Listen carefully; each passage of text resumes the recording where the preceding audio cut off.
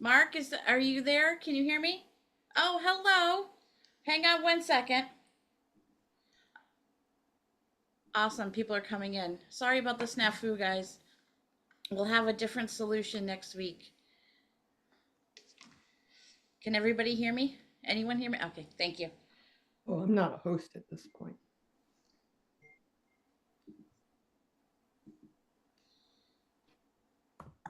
We're now just waiting for Mark, and I can hand duties off to him.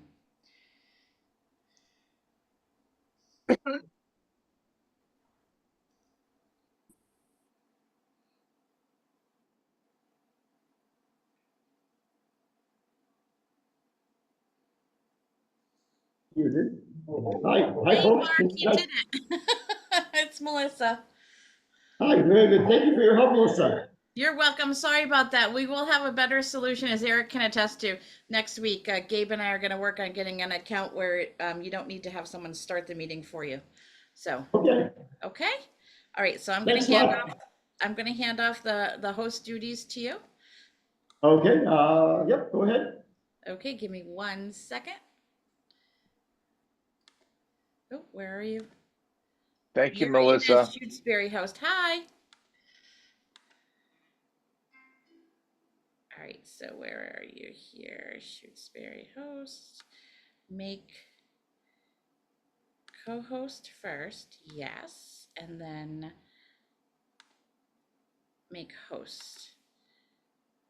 All right, Mark, it's your show now. I'm gonna duck out. You're muted. Okay. Now I'm muted. I'm handing it off. Have a good day, everybody. Here's Mark. There you go. All right. So, let me just do some other things here. I'm gonna let Dave Green know that we're back on to log in. So Art's here. No, he's not. Okay. Yeah, he's here. Yeah, he's there. Yeah, the Emerson is. Oh, okay. I'm here on the list of participants, though. I see Tom. I see Jennifer. Let's try Dave. Dave was trying to get into it, so I'm gonna see if I can text him or email him.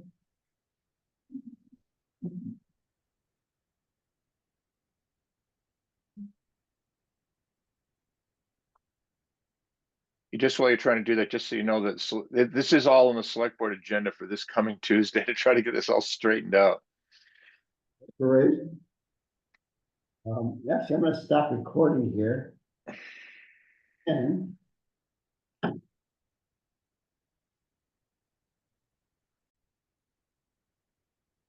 okay. So we're a little late, but life goes on. All right, so welcome to the Lake Wyola Advisory Committee meeting. We have a quorum. Present, we have the town halls. We have Catherine, Howard, Walter, John, and myself. And online, we have Eric and Here's Dave. all right. And Hi, Dave. gang. All right, good. Thanks, Dave. All right, and so Dave's online, Eric's online, Art's online, and we have Jen Walsh as a guest and Tom Seaver as our guest today. We have a quorum, We have a quorum. and I'm just curious, the technical difficulties, was that just me, Mark? No, that was everybody. Usually Grace sets up the meetings for us and sends me a link, but Grace was out this week. And so I think Melissa set it up, but it just didn't get set up quite right. And So is the general public able to access this meeting?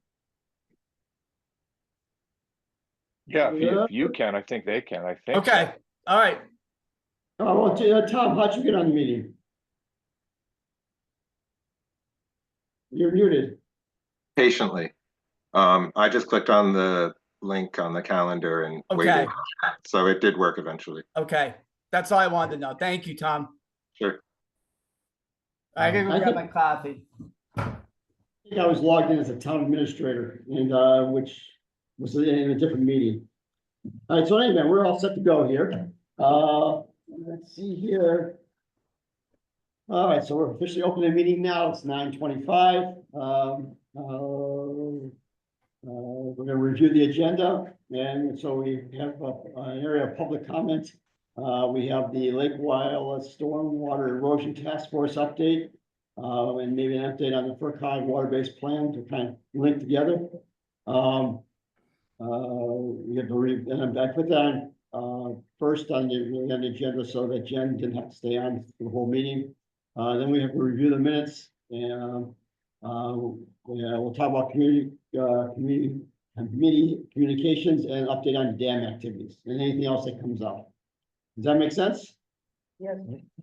Okay, so first of all, public comments. Is there any public comment today? Can I just ask again, if I leave at 5 of 10, is that gonna mess things up? Well, I don't think it is, but No, Dave's on, we're good to go. yeah, okay, good, thank you. Right. I got another meeting. All right, I don't sense any public comments, and so if that's, going once, going twice. Okay, all right, so, the next item on the agenda is, an update on the Lake Wyola Stormwater Erosion Task Force update and, discussion of the FERCog water-based, watershed-based plan. So I'm gonna turn it over to Jen, and, if you don't mind, give us an update on what your group has been doing. Sure, I'm glad to have the invitation and to be, in regular contact with you all. We met on Thursday, our group, and last weekend, we spent both mornings, Saturday and Sunday morning, touring both the east side and the west side, looking at places along the primary roads, Shore Road and Lake Road, where water drainage from up above, from Wendell Road and Locks Pond Road was evident. Not just water drainage, but sediment delivery from that drainage. And we walked along the side roads on the west side, like King and Stebbins and, Great Pines and all of those, and just sort of tracked places, also talked to neighbors along the way about things that they had witnessed. So the objective here is to sort of match our on-site observations with what was already identified in the FERCog report.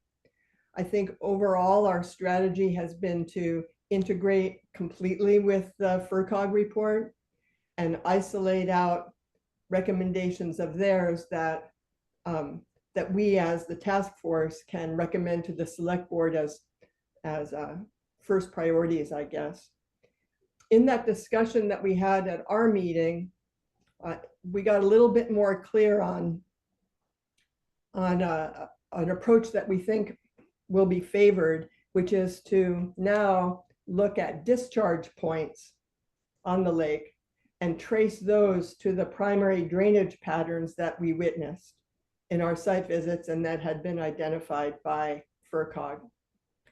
So I think that the thing to stress here is that there are drainage patterns which are apart from road surface patterns.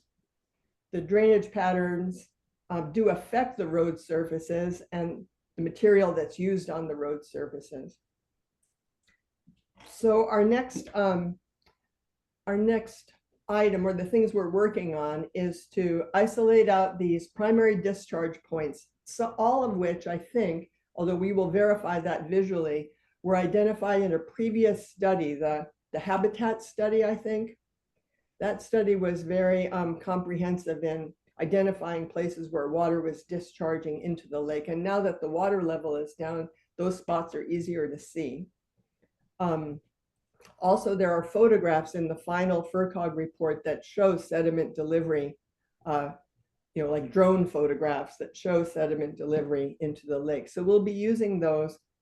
And the idea is to isolate these primary drainage systems and let those be the basis of of our first recommendations. We also now have the advantage of the FERCog did a culvert condition study on the town-owned roads. So we can match those findings with our report and our findings. And FERCog has, we're also now starting to move to investigating funding options for various interventions. And I mentioned last week, or last time I met with you guys, that the interventions that FERCog has categorized, and we're kind of adopting those same interventions. Some are structural best management practices. Others are maintenance and management of existing systems. And the last is public education. So some of those we believe can be implemented even while we're pursuing funding for the bigger, costlier items. So we're looking at that too. I've been invited to, I get invited regularly to give you all updates, which is really welcome, and also to get your feedback on where we're headed. But I've also been invited to give an update to Concom, as well as to the Lake Wyola Association. So I think that it's important to stress that what's emerging here is an integration of what had been disparate kind of approaches, and perhaps even disparate interventions, to be a more coordinated sort of partnership between these various stakeholders. And I think I think a lot of us are reaching the conclusion, with the complexity of all of these issues, that is the way to go. Let's see, I'm looking at my notes here. Oh yeah, and FERCog, I just heard from some FERCog representatives yesterday, thanks to our member of our task force who had some contacts with them, that they're willing to come to our meeting. I think it will be at our next meeting, which is December, to review with us some of the options that they already know about as far as funding goes. And one thing about funding is that while some things that we're likely to report as primary recommendations might be funding that's not needing, in other words, a nonprofit group like the Lake Wyola Association could apply for funding or raise funds for certain things. The town has its own ability to do that kind of thing, but there are some items that, I'm going to use my hands here, that these stakeholders as partners are applying for grants as partners. In other words, it's not isolating, this is a town-owned thing, this is a nonprofit association thing, that we're working in partnership and applying together as partners. And in my experience, that has always strengthened grant applications, that it's not just one entity. So we're looking at funding that might present itself as open to a partnership between public and private entities, or public and nonprofit entities. I think that, well, both Eric and Tom are here, so they're on the task force. And if I've missed any key points in my update, please chime in. But I'm also happy to hear, oh, you know, and another thing Mark has mentioned, last point of mine, is the importance of creating a kind of unified approach of prioritizing things, so that LWAC and CONCOM and the task force are on the same page. And basically it's a whole joint approach. And that seems completely ideal to me. And so it will be, I mean, maybe we're the workhorses right now, the task force. That's our job, is to do this work.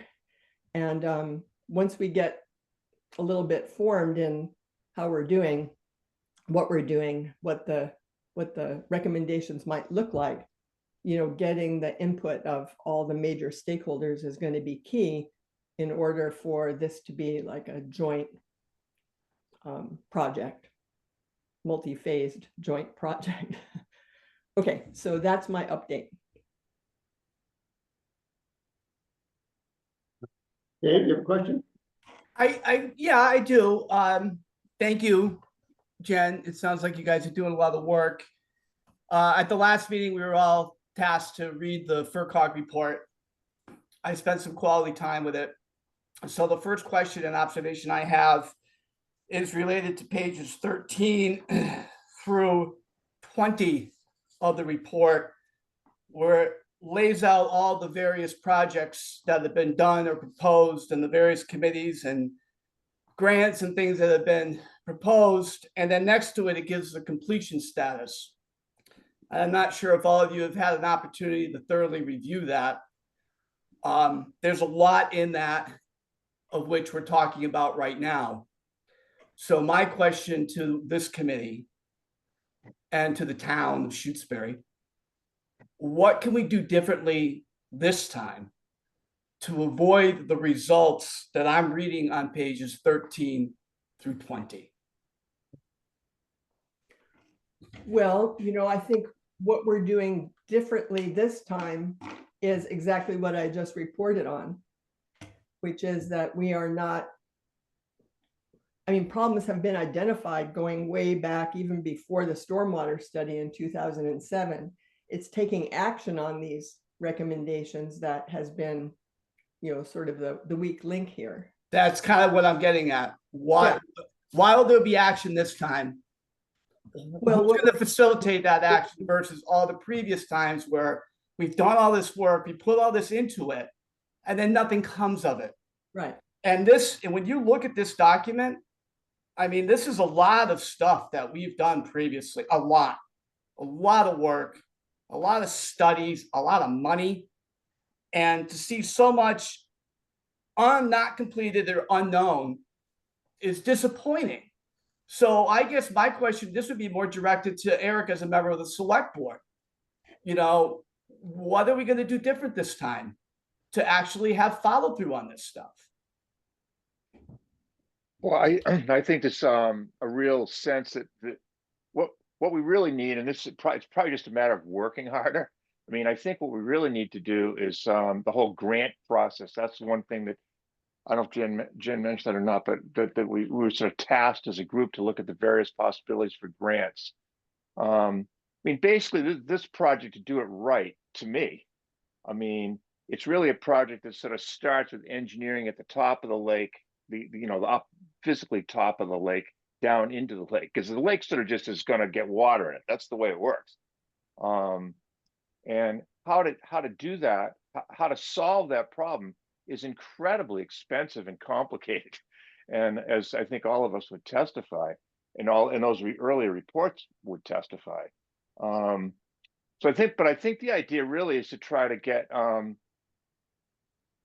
me if I'm wrong, Jim, but I think that the idea was to try to get sort of a master plan and to try to raise money for it. If the answer to your question is, I think there has to be more of an effort to raise the money, and I think there's more of an opportunity to get that money now. That is to say, the state has something called MVP program, Municipal Vulnerability Project, MVP.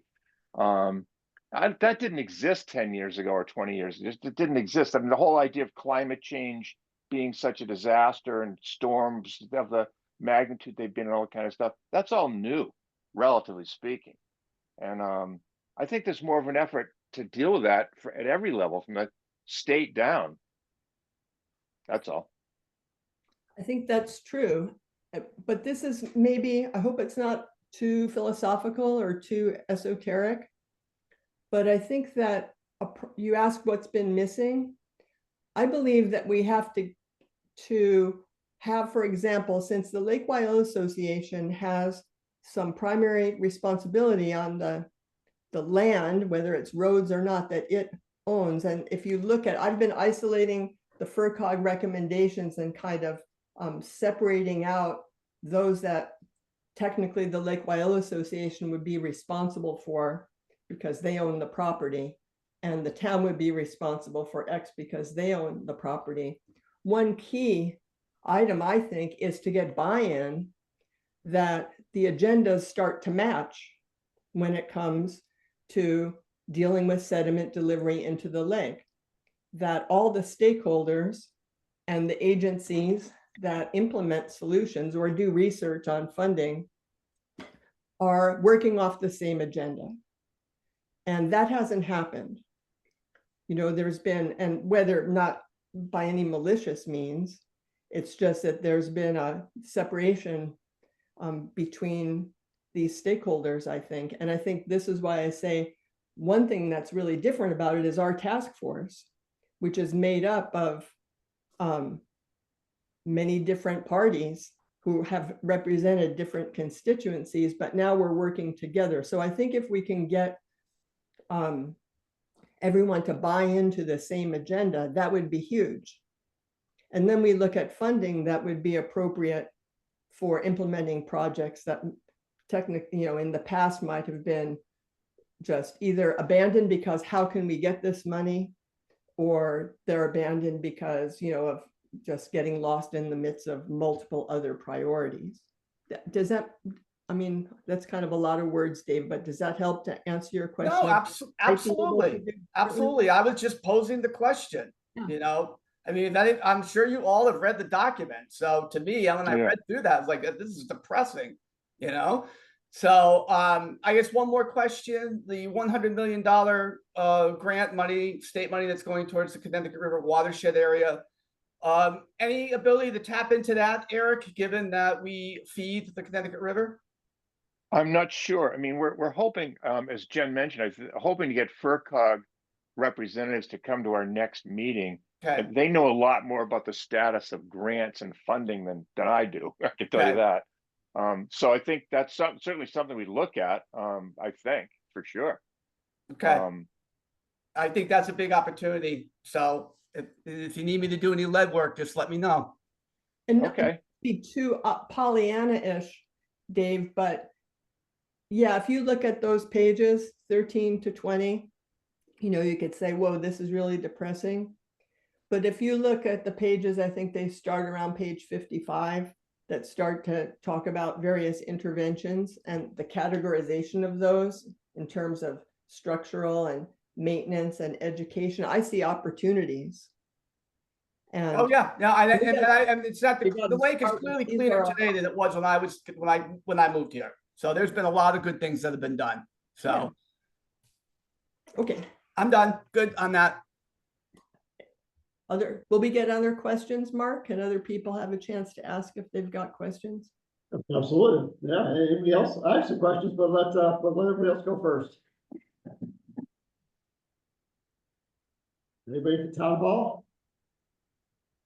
All right, well, I have a question is that there's, from my perspective, there's your group seems to be focusing on roads. No. No, you're not. No. And so, and I guess I haven't been following your meetings that closely, but is there, are there discussions about other things that are recommended in the FERCog study? For example, like Fisk Brook and in a study of the beaver dams, I know where I forgot the term is a technical term, but a study of water flow from Fisk Brook, or discussions about additional testing like phosphorus testing that FERCog is recommending. Is your group also, is that on your agenda? Yeah, well, I think that there will, you know, the way I mean, I'm just sort of forecasting how this would go. And while you say our primary focus is on roads, it's really on discharge of sediment into the lake. And as I've said, the road surfaces are kind of collateral damage in that, although there are things that can be done on the road surfaces that would minimize the delivery of sediment into the lake.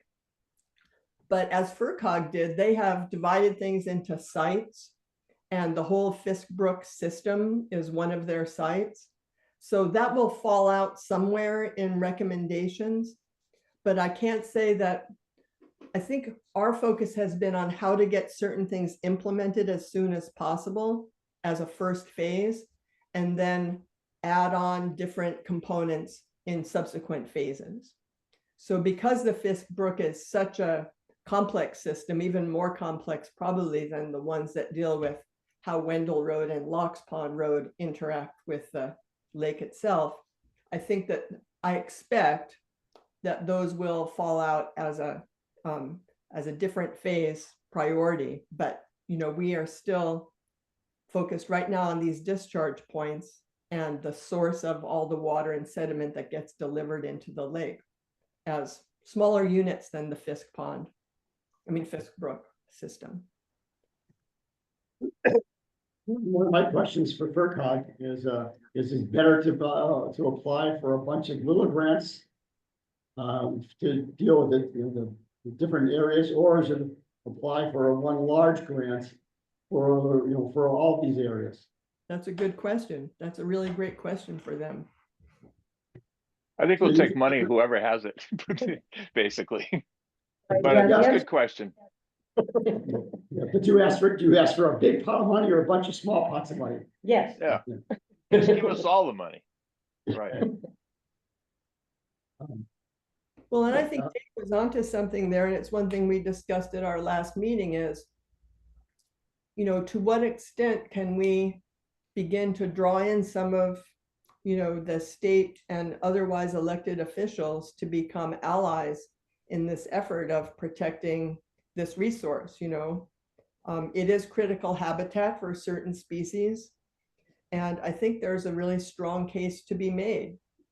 But that's, a lobbying effort that will also perhaps be a strategy that comes up as one that could be primary to help out as we progress.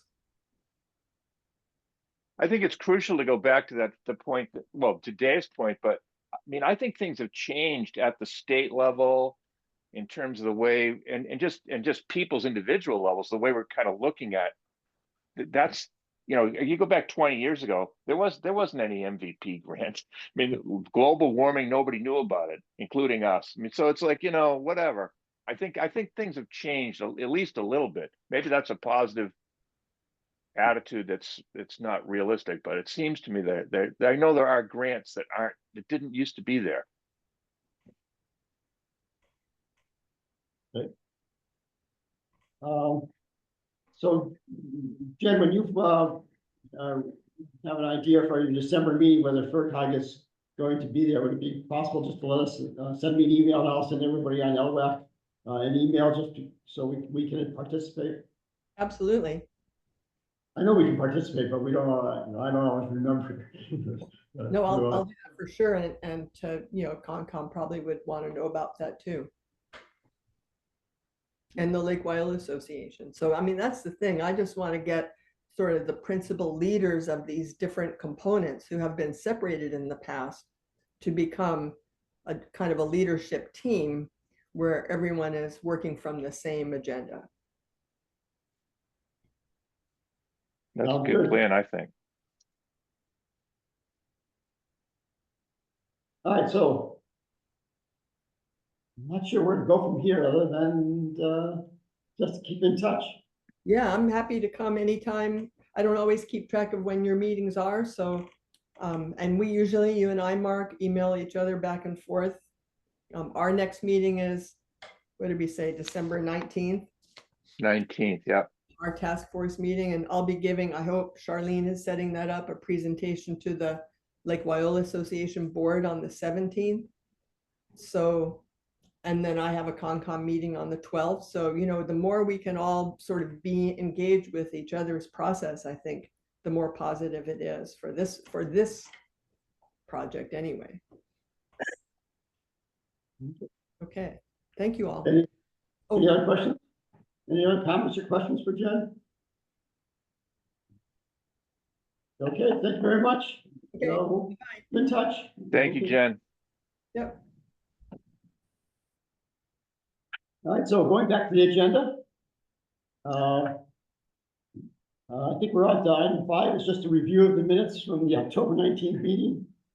And did anyone have any comments or corrections to those? It looked beautiful. I want to make a motion to accept. Second. All right, we have a motion and a second. So I think we have to do a roll call here. So Catherine, Yes. Dave, Yes. Walter, Yes. Howard, Yes. John, Yes. and Eric. I'll abstain. I wasn't there, so I can't comment on them. Art. And, Yes. good. So the minutes are accepted.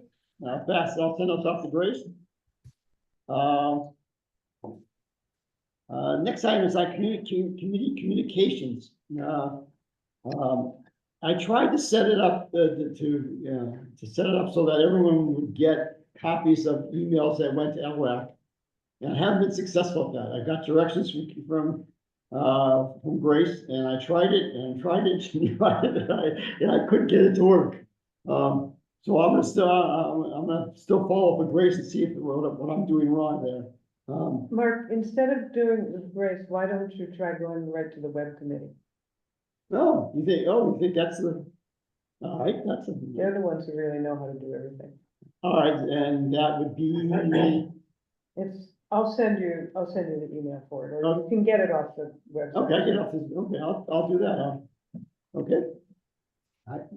So I'm gonna still work on getting, going on the assumption everyone still wants to get copies of stuff from LWAC, and if you don't, let me know, and I won't include you, but, I'm still gonna try and get that done before the next meeting.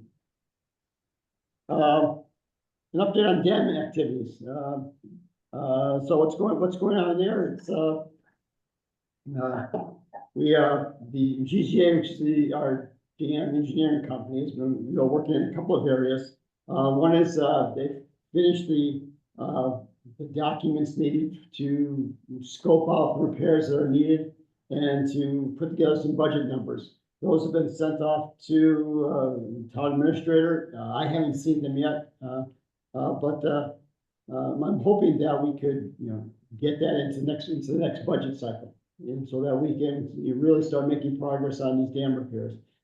It's been something that's been ongoing for years, 5-6 years, and so I'm optimistic that with GZA kind of driving things and developing the scopes, that we can go out and get bids in the near future, or get whatever the sequence is, whether we get it into the town budget first and then go out and get scope, and then go out and get bids, but it's coming along. The GCA is also, so the next area is on the Chapter 91 license. Now technically we need a license to operate the dam, which means to control the water levels, even though we've been doing it for ever. So GCA put together the justifications for us to be grandfathered, saying that we've been controlling the water level for forever. And they put a multi-page document together, a lot that we provided to them. And has just sent that off to the Chapter 91 office, and they're just waiting back to hear if we get grandfathered, and so that we can keep doing what we've always been doing. Short of that means that if they say no, then it becomes a costly process, process to get that, to get approval to do that kind of thing. In the interim, if they don't give us the license and we can't control it, what happens? I got no idea. I have no idea. It seems, The law. it's like, I just don't know what happens. We're under the Concom orders of conditions, right now to lower the lake. What happens in the springtime? Well, that's my next item here is that the GCA is going to go to the December Concom meeting and request an extension to their orders of conditions that they issued 5 years ago when we realized that we had to have permits to lower the lake. And so that's sort of so we're waiting. So if you want to attend the Concom meeting in December, we'll hear what goes on there. Hey, does that make sense about the three sort of activities of the dam? Any questions for anybody? No. Just add one thing. Yeah. We are now at the wintertime level as of Thursday the 14th. Good. So we were drawing down. If it stays dry like this, it may go lower. Would that be a problem in any way? How can me? Okay, I mean, No, I just gotta, because we gotta keep water in the brook and so I'll do it as little as possible. Historically, we used to lower the, like 3 feet. And then about 5 years ago, Yeah. it was requested that we only lower it 2 feet. Yeah. And then we lower it slower than than what the state regulations require. So, I don't think going down another foot is gonna be any disastrous. Well, then probably the only person who'll know is me. and Unless somebody checks. you can't really control that, because Yeah. you have to keep a certain amount flowing into the stream, and if it's not coming in, Not going out. Yeah. it's not going out, I mean.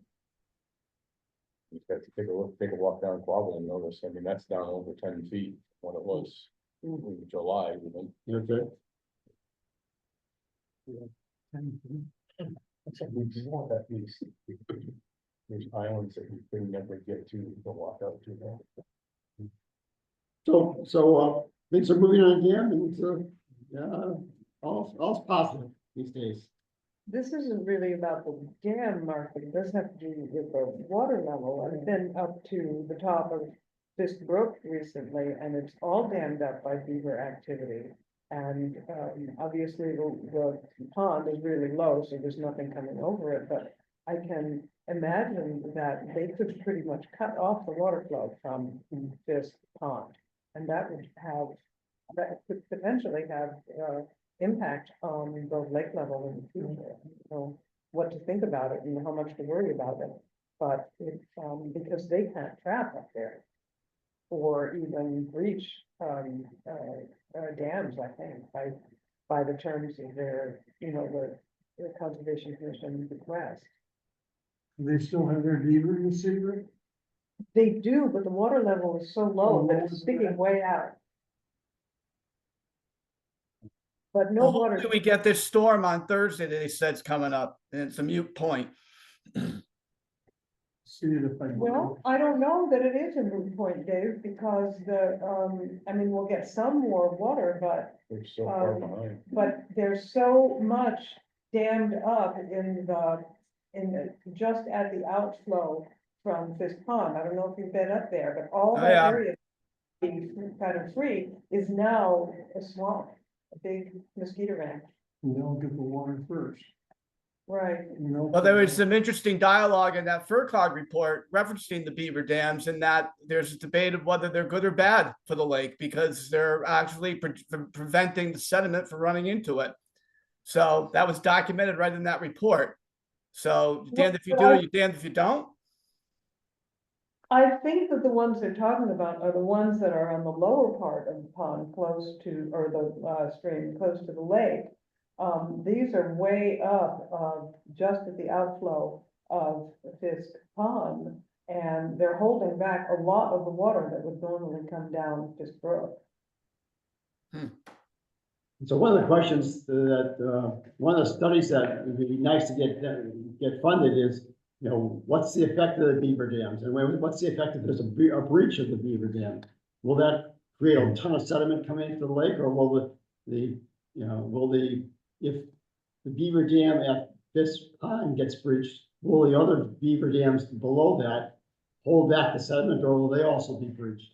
And that's a study that's kind of worthwhile to see, to see what happens if we have a big storm like we had in, the late 90s. Right. I Just gotta move understand- on. Good to see you Bye, Eric. folks. Thank you. So, Mark, what you're talking about will be part of the H&H study, I thought. What is an H study? I found it in there. It was hydrology and the hydraulics or something of that nature. I saw it, I Yeah. didn't find the definition of it. Yeah, they don't have a section on definitions, but it's in there someplace. Yeah, no, that's on 53, I think. All right, so that's why I was hoping that, the stormwater runoff committee would be looking at all these aspects and not just the roads. All right, any other comments about the dams or this brook? well, you know, my hope is that we keep this all, we all keep focused on all these things and not just, you know, the roads. Next item on the agenda that actually Dave brought up, which is a little outside the scope of the committee, but worthwhile to have a kind of discussion on, is a wildfire management plan discussion. I asked Howard if it's included in the emergency action plan, and I guess it's not. Well, the emergency action plan deals specifically with the dam itself. The actual emergency action plan, the EAP, deals with the dam itself and any damage to the dam or any deficiencies and what its effects are and responses to that. It does not deal anything with wildfire or anything else going on anywhere else in the lake that doesn't affect the water flow or level. A lot of that was in the report that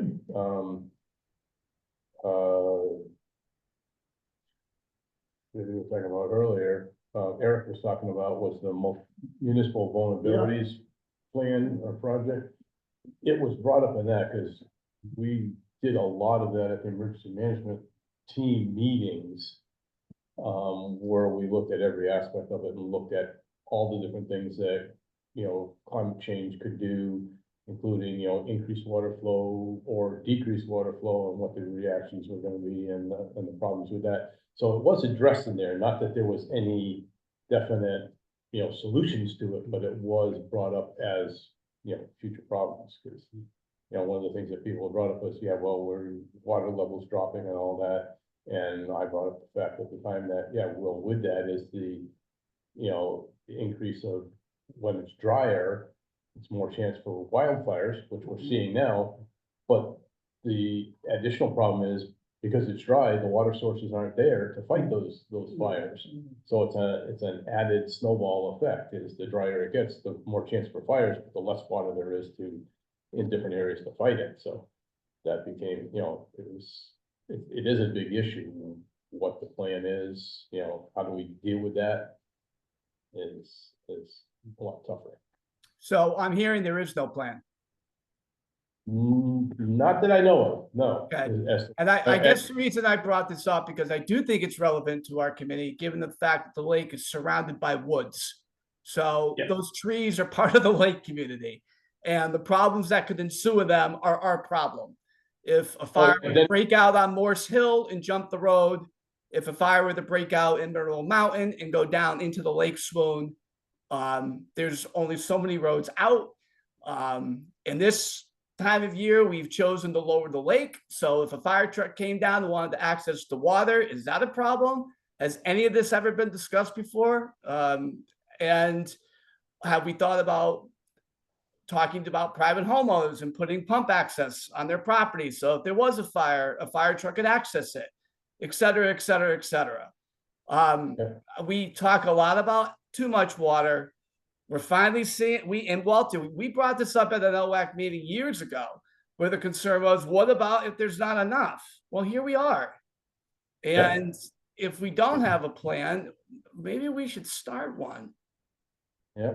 And I tell you, some of the things that have changed over the years, and it's, you know, it's not to say it's wrong or right, but, you know, the lake used to be surrounded by small cottages. That's right. And ways used to go down right to the water level, and you know we could drive down, especially when we had the older front mount pumps. We could drive right to the edge, down almost anybody's driveway to the water and be able to pump water. Now with the advent of, we got away from front mount pumps and midship pumps, which make it a little bit harder, but not impossible. But most of the houses that were little camps are now full-time residents, bigger houses, and the driveways don't go down to the water's edge, and there's very limited access. I mean, that's a large lake, but the only real good access places are the boat ramp on Randall Road, which the water there is, you know, it's very shallow, so you drop the water level 2 feet, and the water is unattainable at that point. Where the water crosses from by the state park, that little canal as we called it, that was fairly accessible. and where the standpipe is, where Fisk Brook comes into the lake. Those are the three most accessible places.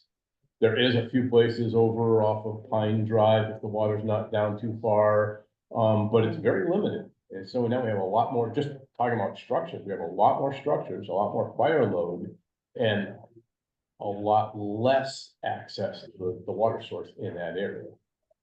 I would like And to yet- ask Art, a question, if this ever been discussed amongst the Lake Wyola Association folks.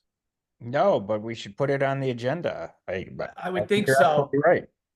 And especially if we want to, I mean, everything is a public-private partnership, but I would think one of the only solutions that we would have here is to have someone allow us, or someone put some sort of pumping system or identify access areas is the least we can do to Right. start the process going, because I think it's this committee's responsibility to really get on this issue before something bad happens.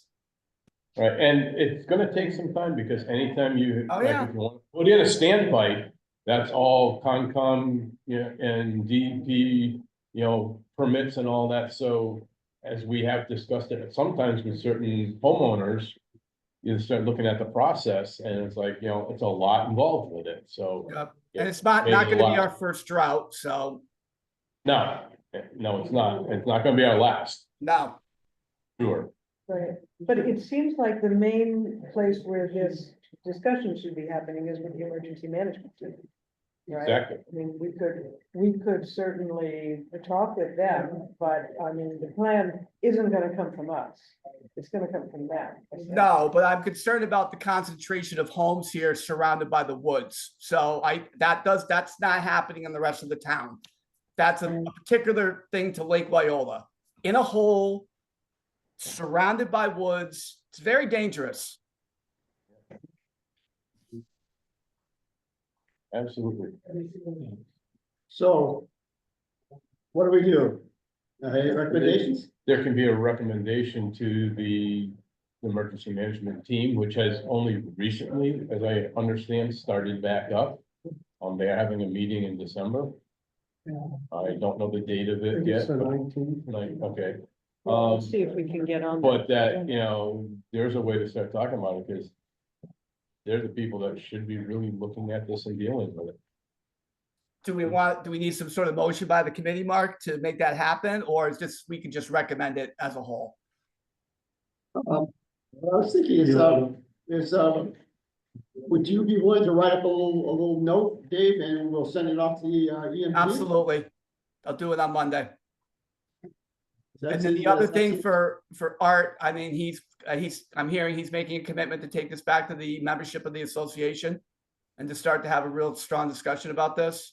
I would think if they realize the situation they potentially be in, there would be a sense of urgency.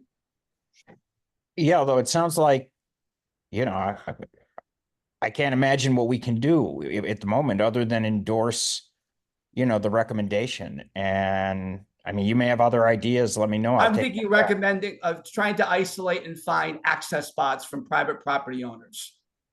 Okay.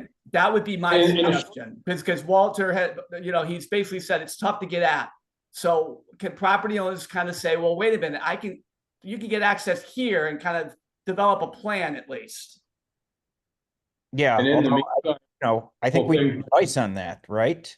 It's what constitutes good access. I mean, That's a good question, but it's certainly a good starting point, I would think.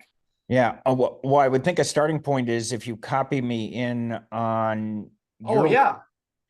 then I can take that, and at the very least, we can endorse that as well. So, Okay, I'll do that. okay. And then Walter, I don't know if, I mean, I'm still not sure what we can do, but we could, if we reach out to the membership or, the whole lake community and ask about people who want to come forward to identify access. Do you have any criteria you can share with us on what constitutes that? I mean, we have a driveway that comes down to the lawn. It's not very navigable, and then the lawn goes to the lake. But I don't think you could bring a pumper down our driveway. I I mean, our smallest pumper weighs, its gross vehicle weight is like 42,000 pounds. So you're not gonna drive that over somebody's lawn, without doing some major damage or getting the truck stuck, and then we've defeated the whole purpose. And I'm not sure, I mean, I don't have, the perspective of the fire department as I used to. Right now, I've been retired for 2 years. There's been some changes on equipment and personnel and all kinds of stuff that I'm not aware of. But one thing that you can, if you're talking to the residents there, just is as at this point, like general public, a reminder, be real careful with fire. Any outdoor burning, if they've got wood stoves, make sure that all the ashes are completely out, soak them in water and all that before you dump them out. There's so many things that could start a fire, and in the fact that we're in a dry time of the year, a lot of leaf litter on the ground and houses so close to each other. By the time a fire starts and anybody realizes it, you're probably jeopardizing 3 or 4 houses immediately, and it's gonna be overwhelming for the first, members of the department responding at that point. So if nothing more, taking extreme care in everything that everybody does around their houses right now, trying to clean up some of that leaf litter and make a barrier between the houses and the fire sources would be, a good thing. Never bad. Are we still under red flag here? Oh, yeah, Yeah, I Oh, believe yeah. so. big time today. Well, red flag usually comes out also depending on the amount of wind. But it's definitely a high fire danger. Yep, all of gotta be- Connecticut, all of Massachusetts, most of New Hampshire and Vermont are under red flag warnings today. Okay. Yeah, why do they say until 6 p.m. and stuff like that? Well, usually the temperature or the air Uh, and the temperature drops, which brings up the relative humidity some. How you always get, a dew or something, or the air feels cooler or moister at that time of night.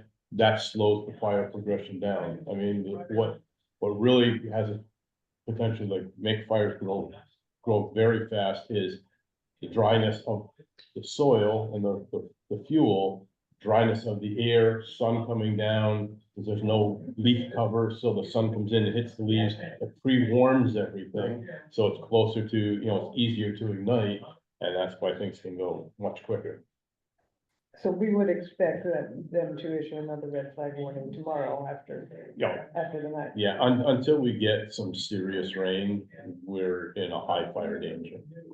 And if it's just a small amount of rain, it may take us out of fire danger for 1 or 2 days, but that's it. It's not, that moisture isn't gonna stay in the ground and stay in the fuel. So it's gonna dry out real quick again. I mean, until we get snow cover or it's below freezing, we're probably into, we're gonna be in some serious fire danger. All right, so I guess the plan is Dave's gonna, create a note or document something and you just send it off to EMT, or do I need to do that? I think you need. I'm gonna send it to you, copy, Art, Mark, just to put 2 other sets of eyes on it. And then if you want me to make any corrections, I'll do it at that point. And then I think it's best for you to send it off as the chairman of the committee. Okay, is everybody comfortable with that approach? Absolutely. Yes. Okay, that's the plan. Next item, agenda item, or any more about fires? I think the next item is, anything that we didn't anticipate, any new items?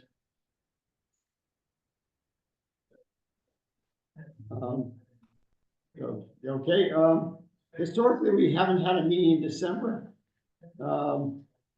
Anyone feel that we need to have a December meeting? We don't need to. We don't have one usually, Mark. Everyone's too busy at that time. That's why we don't have it. Yeah, there seems to be a lot of other meetings going on these days. If everyone's okay with that, we'll close the meeting and we'll reconvene in January. I make a motion to adjourn. Second.